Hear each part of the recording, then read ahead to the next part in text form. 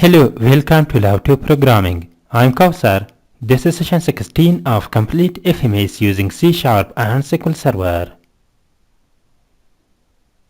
In today's video, we want to create semester table related procedures like insert data procedure, update data procedure, delete data procedure, and select data procedure. Well, here first we want to create procedure for saving record. Create procedure SP semester save record. Okay, in semester table we have 4 columns like semester ID, semester title, abbreviation, and description. And for this procedure we want to add only 3 parameters. That is because the ID column is identity column. That means this ID generates SQL Server itself. However, here first we want to add semester title. Semester title varchar 64. Then we want to add abbreviation, for example varchar 16. Okay, thereafter we want to add description parameter as well, varchar 128. Okay, after that we want to put as begin and end statement.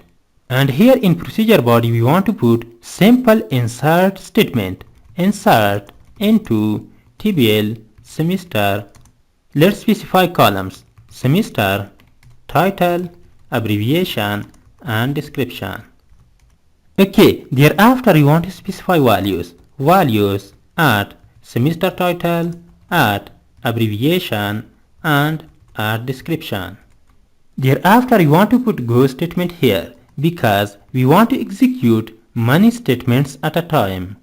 Let's create procedure for updating record. Simple. Create procedure SP semester update record.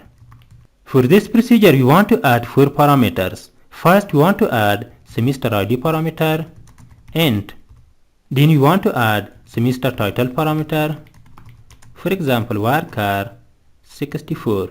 So after that we want to pass abbreviation parameter, for example varchar 16. And finally we want to add description parameter as well, for example varchar 128. Very nice. Thereafter we want to put as begin and end statement. And here we want to write simple update statement. Update TBL semester set semester title equal at semester title and abbreviation equal at abbreviation and description equal at description. Okay, and here you want to specify simple where condition, where semester ID equal at semester ID, because we have to update specific record by ID. Okay, thereafter we want to put another simple go statement here, and then we want to create procedure for deleting record. So simple. Create procedure SP semester delete record. And for this procedure we want to specify only one parameter because we want to delete specific record by ID, semester ID end. So thereafter we want to put as begin and end statement.